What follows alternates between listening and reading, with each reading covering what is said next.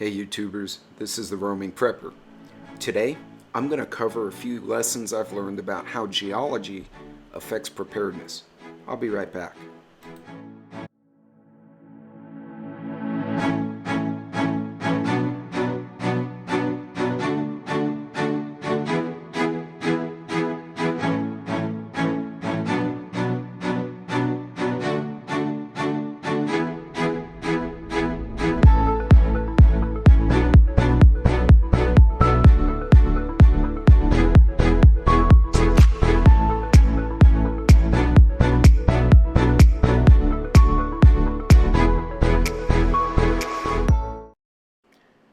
Because of my background, I find myself spending a lot of time trying to understand the geology and geography around me as I travel.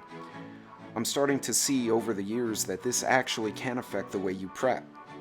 It's important for us to understand the nature of the rocks, the earth, the formation around us, because it changes things. The first area I'll cover are mountainous regions, specifically the ones I saw in Nevada. Not all mountains are like you see in the movies. Some of them are harsh, don't grow a lot of plants, and are an extreme of weather. In order to get a real feel for it, we took a rail bike tour. And yes, that's a bike that you pedal down railroad tracks. And that's an interesting concept. That's going to make me investigate a future video on how to travel when the grid goes down or maybe gas isn't available. But we'll cover that later. So this part of the tour we took was actually through a really dry part of the valley. And as you can tell, the rock has very little organic material, so you don't see a lot of plants there. Rain is hard to come by. The terrain is very granular and sandy. It would be terrible to climb. Not only that, but if you look off in the distance, you see that little dirt devil, basically a small tornado. The wind patterns in this basin are really harsh. If you go over that ridge, you start running into the Colorado River.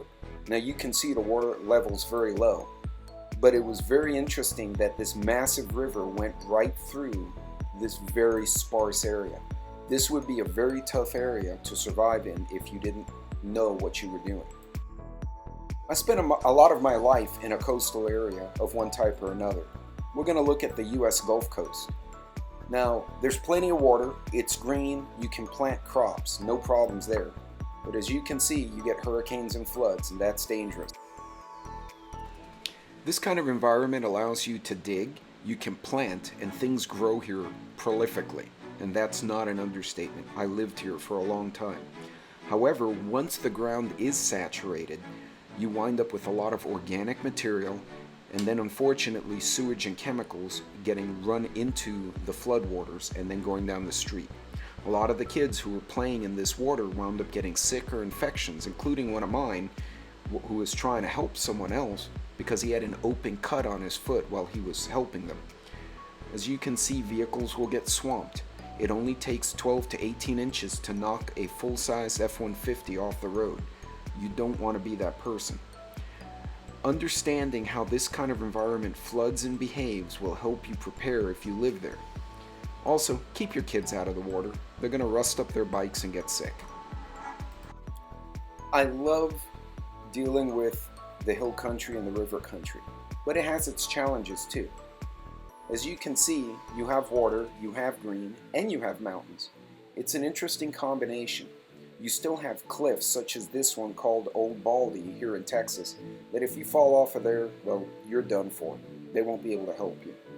Also, it will be prone to flooding because the ground is just hard enough to channel water to the low spots and it moves fast. You do have snakes, rattlers, and jumping tarantulas, so you have to understand the fauna and flora. Because of the way the geology works, a lot of different tectonic plates mashed together and made these ridges. They also created a lot of natural rivers. Because it has organic material, you do get a lot of plants, but you get a lot of animals and people too. Grasslands are kind of new to me. I just moved to one a few years ago, so I'm still learning. The ground is a lot of carbonates. It doesn't absorb water very well, and it's kind of hard. It's very rocky if you try to dig. So agriculture has challenges, but it can be done. There are minerals, and you need to introduce water for certain types of crop. However, for the most part, it does support life, and you can make a living if you know what you're doing. Then if you go further south, you start running into that transition between the grasslands and the coast. It has a lot of good soil and a lot of things grow there. A lot of rivers too. It's an ideal place to hide in an emergency. No matter where you go, you're going to run into similar types of environments in geology. Understanding how they behave will help you prepare if you're going to be in that area or if you're going to live there. Whether you're going from New Orleans to the mountains in Las Vegas, or the Bayou City of Houston to the Big Apple, New York. Heck, you could even go from the US of A and spend some time in Buenos Aires, Argentina.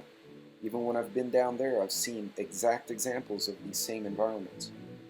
Pay attention and do some homework, guys. Godspeed and be safe in your travel. I'll see you later.